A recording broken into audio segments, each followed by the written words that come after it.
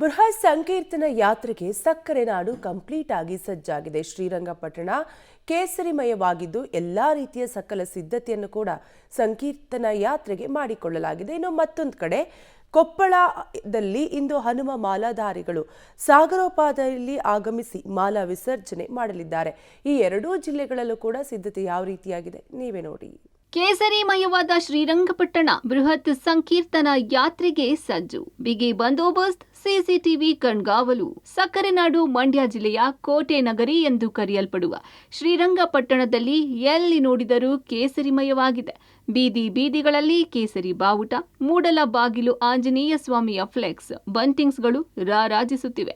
ಈ ಮೂಲಕ ಇಂದು ಶ್ರೀರಂಗಪಟ್ಟಣದಲ್ಲಿ ಹಿಂದೂ ಜಾಗರಣ ವೇದಿಕೆ ಹಾಗೂ ಹಿಂದೂ ಸಂಘಟನೆಗಳಿಂದ ನಡೆಯುತ್ತಿರುವ ಹನುಮ ಮಾಲಾಧಾರಿಗಳ ಬೃಹತ್ ಸಂಕೀರ್ತನ ಯಾತ್ರೆಗೆ ಶ್ರೀರಂಗಪಟ್ಟಣ ಸಂಪೂರ್ಣ ಸಜ್ಜಾಗಿದೆ. ಸದ್ಯ ಶ್ರೀರಂಗಪಟ್ಟಣದಲ್ಲಿರುವ ಜಾಮಿಯಾ ಮಸೀದಿ ಜಾಗದಲ್ಲಿ ಹಿಂದೆ ಮೂಡಲ ಬಾಗಿಲು ಆಂಜನೇಯ ಸ್ವಾಮಿ ದೇವಸ್ಥಾನ ಇತ್ತು.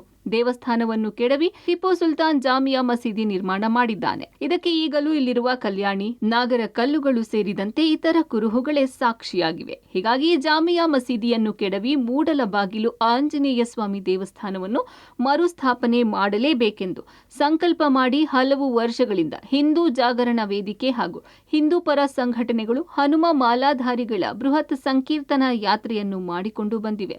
ಅದೇ ರೀತಿ ಇಂದು ಸಹ ಶ್ರೀರಂಗಪಟ್ಟಣದಲ್ಲಿ ಬೃಹತ್ ಸಂಕೀರ್ತನ ಯಾತ್ರೆಯನ್ನು ಹಮ್ಮಿಕೊಳ್ಳಲಾಗಿದೆ.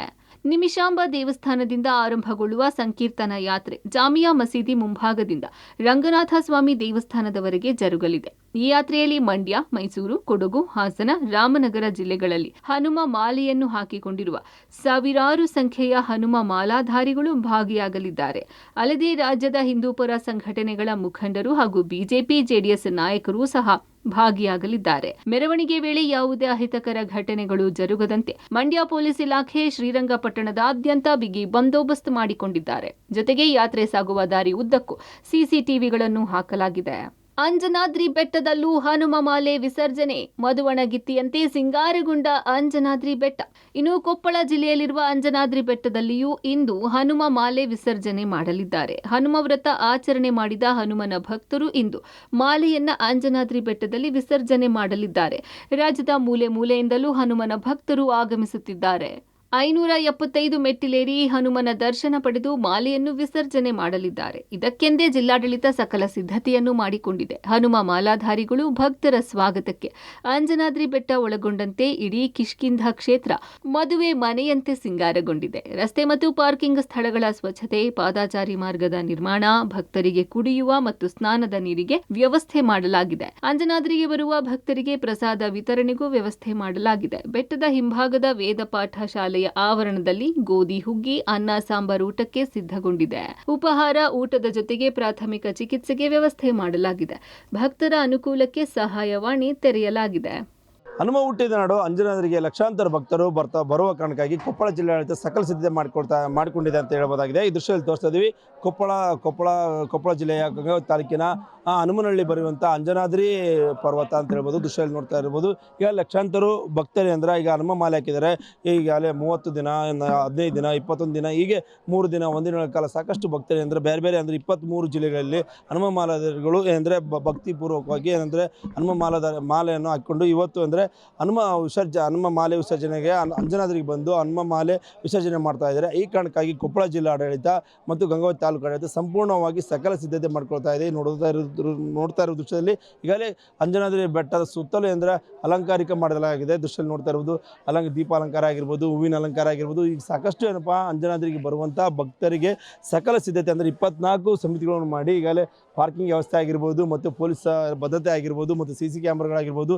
ಹೀಗೆ ಊಟದ ಬರುವಂಥ ಭಕ್ತರಿಗೆ ಪ್ರಸಾದ ವ್ಯವಸ್ಥೆ ಆಗಿರ್ಬೋದು, ಹೀಗೆ ಪಾರ್ಕಿಂಗ್ ಆಗಿರ್ಬೋದು, ಬೇರೆ ಅಂದರೆ 24 ಸಮಿತಿಗಳಲ್ಲಿ ಬೇರೆ ಎಲ್ಲ ಪೊಲೀಸರ ಅಧಿಕಾರಿಗಳಾಗಿರ್ಬೋದು ಮತ್ತು ಅಧಿಕಾರಿಗಳ ಜಿಲ್ಲಾಡಳಿತ ಎಲ್ಲ ಅಧಿಕಾರಿಗಳನ್ನು ಸ್ಥಳದಲ್ಲಿ ಬಿಡಿಬಿಟ್ಟು ಆರೋಗ್ಯ ಇಲಾಖೆ ಆಗಿರ್ಬೋದು ಎಲ್ಲ ಬರುವಂಥ ಭಕ್ತರಿಗೆ ಯಾವುದೇ ರೀತಿ ಸಮಸ್ಯೆ ಆಗಬಾರ್ದು ಕಾರಣಕ್ಕಾಗಿ ಈಗಾಗಲೇ ಎಲ್ಲ ಸಿದ್ಧತೆ ಮಾಡ್ಕೊಳ್ಳೋದಾಗಿ ನೋಡ್ತಾ ಇರ್ಬೋದು. ದೃಶ್ಯದಲ್ಲಿ ಈಗ ಅಂಜನಾದ್ರಿ ಬೆಟ್ಟ ಈಗಾಗಲೇ 575 ಮೆಟ್ಟಿಲೆತ್ತಿ ಏನಂದರೆ ಜೈ ಶ್ರೀರಾಮ್ ಘೋಷಣೆ ಕೂಗುತ್ತಾ 575 ಮೆಟ್ಟಿಲೆತ್ತಿ ಅಂದರೆ ಆಂಜನೇಯನ ದರ್ಶನ ಪಡೆದು ನಂತರ ಹನುಮ ಮಾಲೆ ವಿಸರ್ಜನೆ ಮಾಡ್ತಾಯಿದ್ದಾರೆ.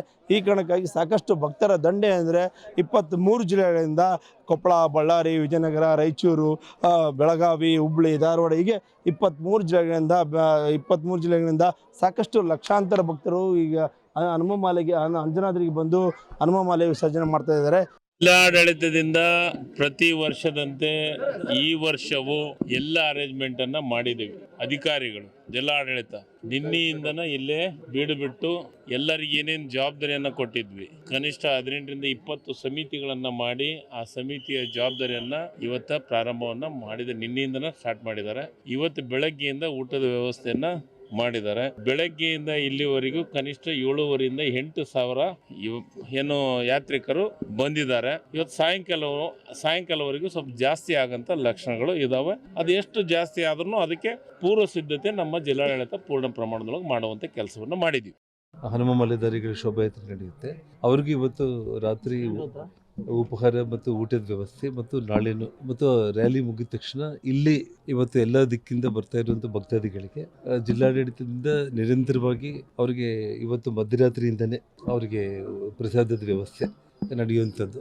ಇಲ್ಲಿ ಯಾವುದೇ ಒಂದು ಅಡೆತಡೆ ಇಲ್ಲದಾಗೆ ತುಂಬ ಅಚ್ಚುಕಟ್ಟಾಗಿ ಈ ನಮ್ಮ ಜಿಲ್ಲಾಧಿಕಾರಿಗಳು ಮತ್ತು ಪೊಲೀಸ್ ವರಿಷ್ಠಾಧಿಕಾರಿಗಳು ಕೂಡ ತುಂಬ ಮುತುವರ್ಜಿ ವಹಿಸಿ ಇಲ್ಲಿ ಕಳೆದ 4-5 ದಿವಸಗಳಿಂದ ಅವರು ಇಲ್ಲೇ ಬೆಳಿಗ್ಗೆಯಿಂದ ರಾತ್ರಿ ತನಕ ಓಡಾಟ ಮಾಡೋದ್ರ ಜೊತೆಗೆ ಎಲ್ಲ ವ್ಯವಸ್ಥೆಗಳನ್ನು ಕೂಡ ತುಂಬ ಅಚ್ಚುಕಟ್ಟಾಗಿ ಮಾಡಿದ್ದಾರೆ. ಒಟ್ಟಾರೆ ಪ್ರತಿ ವರ್ಷದಂತೆ ಇಂದು ಸಹ ಮೂಡಲಬಾಗಿಲು ಆಂಜನೇಯ ಸ್ವಾಮಿ ದೇವಸ್ಥಾನ ಮರುಸ್ಥಾಪನೆಗೆ ಸಂಕಲ್ಪ ಮಾಡಿ ಹನುಮ ಮಾಲಾಧಾರಿಗಳ ಬೃಹತ್ ಸಂಕೀರ್ತನ ಯಾತ್ರೆ ಜರುಗಲಿದೆ. ಅತ್ತ ಕೊಪ್ಪಳದಲ್ಲಿಯೂ ಸಾಗರೋಪಾದಿಯಲ್ಲಿ ಭಕ್ತರು ಆಗಮಿಸುತ್ತಿದ್ದು ಹನುಮ ಮಾಲೆಯನ್ನು ವಿಸರ್ಜನೆ ಮಾಡಲಿದ್ದಾರೆ. ರೋಹಿತ್ ದೇವರಹಳ್ಳಿ ಜೊತೆ ಮುಕ್ಕಣ್ಣ ಕತ್ತಿ, ಪಬ್ಲಿಕ್ ಟಿವಿ.